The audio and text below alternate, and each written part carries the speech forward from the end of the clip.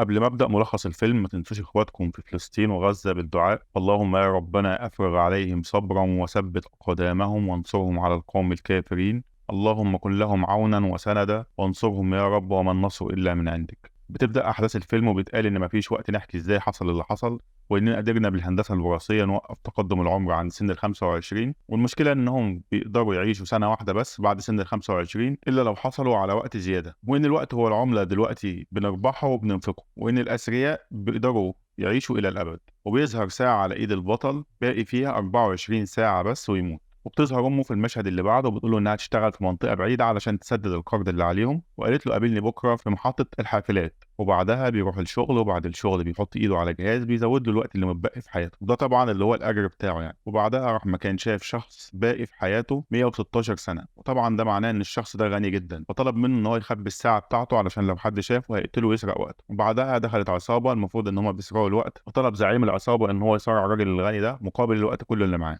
قام البطل وقتها ساعده على الهرب، والعصابة قعدوا يدوروا عليهم فخدوا واستخبوا في مبنى. واتكلم البطل مع الراجل الغني ده وقال له انت ليه عرضت نفسك لموقف زي ده؟ قال له ان هو عايش اكتر من 105 سنة وزهق من حياته وعايز ينهيها، وشاف ساعة البطل متبقي فيها 18 ساعة بس ويموت. فقال له انا شايف انك انت كمان محتاج مساعدة. رد البطل وقال له لا مش محتاج مساعدة، وقال له لازم ننام دلوقتي ونخرج بالنهار عشان تكون العصابة مشيت. وبالفعل ناموا، وقام الشخص الغني ده من النوم قبل البطل فاداله كل الوقت بتاعه. صحي البطل لقى الساعة في ايده فيها 116 سنة ورسالة مكتوب فيها ما تضيعش الوقت اللي انا اديته لك. جري البطل وراه علشان يلحقه علشان يرجع له الوقت تاني، لقاه انتحر. وبعدها ظهرت امه بتحاول تركب الباص علشان ترجع تاني تقابل ابنها بعد ما سددت القرض اللي كان عليهم. فوهي مروحة ركبت الباص لقت ان الباص سعره غلي بقى بساعتين بدل ما كان بساعة واحدة، وكان فاضل في ايدها ساعة ونص بس. طلبت من السواق ان هي تدفع ساعة بس وان ابنها يدفع له الباقي لما تقابله. قال لها لا. قالت له المكان اللي رايحه له بعيد علشان اوصل له مشي محتاجه ساعه ونص مشي. قال لها خلاص ما تمشيش اجري. ففضلت تجري علشان تقابل ابنها اللي هو بطل الفيلم. وظهر بعدها البطل مستني امه في محطه الاتوبيس، فالاتوبيس اللي هي بتيجي فيه عدى وهي ما جاتش، فطبعا اتخض عليها جدا وفضل يجري في الطريق اللي هي المفروض هتيجي منه. وبعدها امه شافته وهو شافها وجريوا على بعض، وكان فاضل في وقتها 10 ثواني بس وتموت.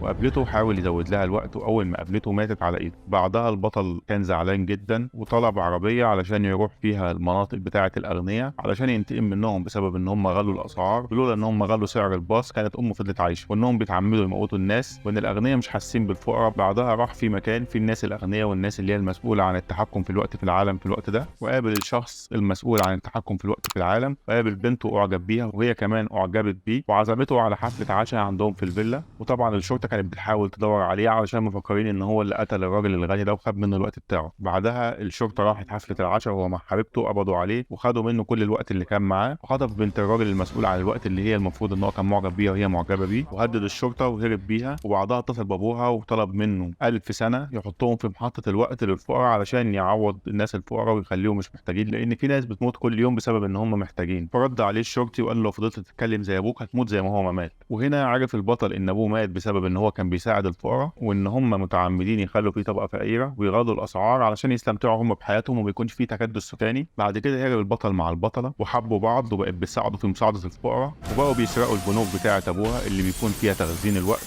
وبقوا بيوزعوا الوقت ده على الفقراء وبيهربوا من الشرطه.